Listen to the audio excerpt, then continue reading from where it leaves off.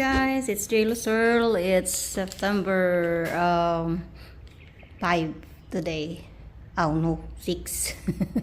Saturday na pala. So may pasok si Bunso. Nahatid na natin siya. 5 AM ang pasok niya up to 12 o'clock. Mag-8, ano na pas 8:30 na ng umaga. So kakarating ko lang kasi nakaidlip ako doon sa kotse. Dahil antok na antok ako. So magmamap lang ako dito para pagdating ni Stewart tomorrow or mamayang gabi, maayos na yung kanyang bahay. Aliwalas na, wala pa rin kalat. Yan.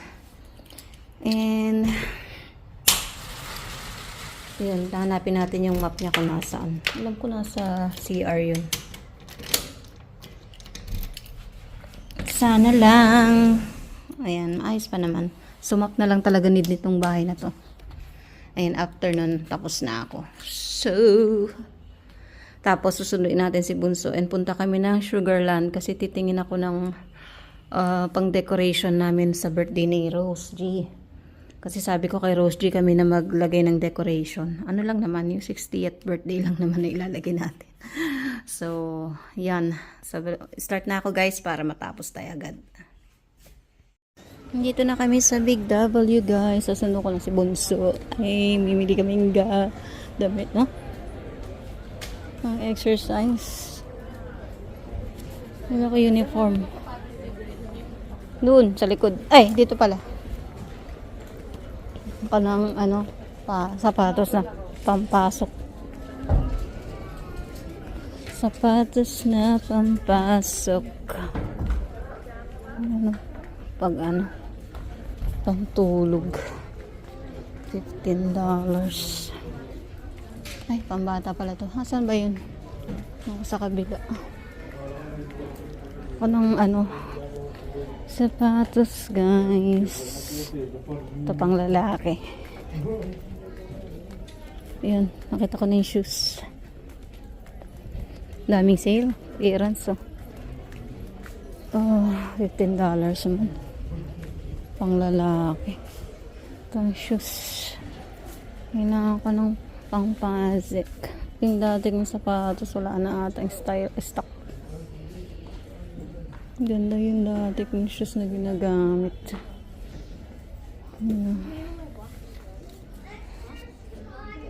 Parang masakit sa paa kasi. May I see the look of the Z.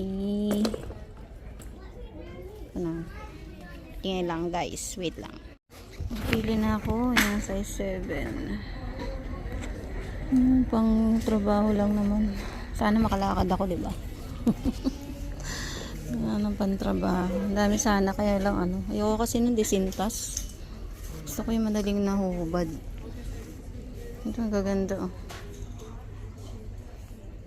Pamporm na. Yung nabili namin. Madami.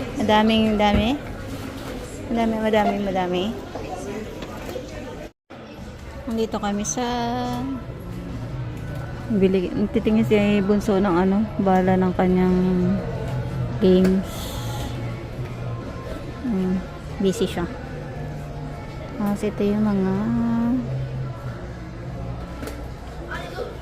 tingin nga din. Baka may Lego rito. Tingin tayo.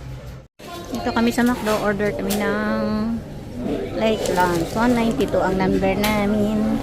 French fries lang ako kasi may hotdog ban ako sa kotse. Wala yung gusto ni Bunso. Meron siyang inaabangan dito yung BTS.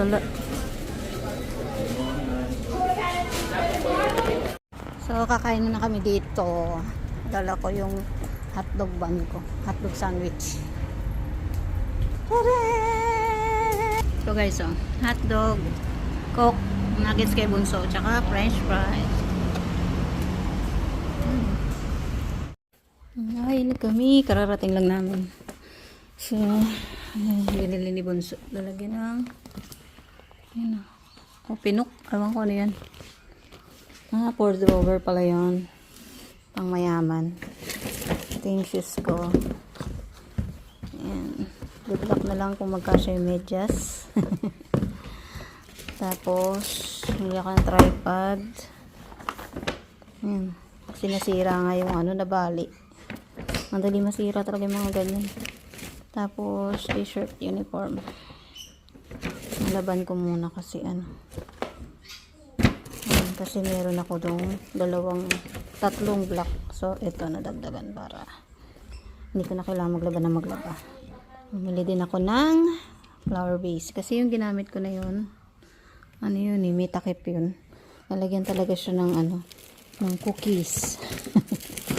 Tapos mula ang pagkain ni Lucky. Tapos yun nga, yung pistachio na nakita ko. Ayan, pistachio. And, ito pa pagkain pa ng Isami, tsaka ni Lucky. Tapos muli ako ng para kay Rose G. Ang gagamitin natin sa birthday. Ito, balloon. Balloon. Tsaka yung happy birthday. Yan. So, yun lang. And then, mag-alawa ko ng kumot. May bedsheet pa doon si Richard. And, papahinga na. Ayan, magtutupi pa tayo. So, hanggang doon na lang ating vlog. Pasensya na maiksi lang kasi walang ganap. And, inaantok ako. See you all soon. Don't forget to like and comment below. Bye for now, guys. Bye-bye.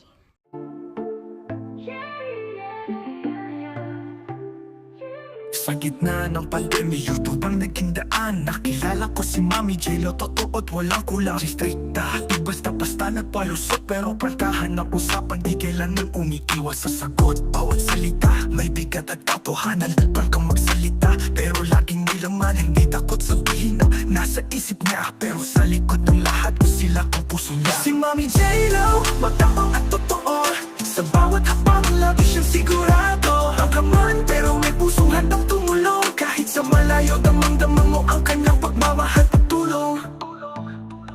Sa bawat live, sa bawat comment section, naririnig ko siya parang laging may leksyon. Minsan matindi, minsan diretso lang ang tira. Pero alam mo sa dulo, andyan siya para sumuport. At di kanya iiwan sa ere, kahit strikta. May lambing na kasama, tulong ang inuuna sa abot ng kanyang magagawa. Kahit gaano kabigat ang laban sa buhay, nandyan si Mami J-Lo, handang magbigay gabay. Si Mami J-Lo, matapang at totoo. Sa bawat hapang, lagi siyang sigurado. Makaman, pero may pusong handang tumulong. Kahit sa malayo, damang-damang mo ang kanyang pagmamahal at tulong. Subscribe to J-Lo Cyril Pinay Living in Australia channel to stay updated on her videos. Long live J-Lo Searle! Long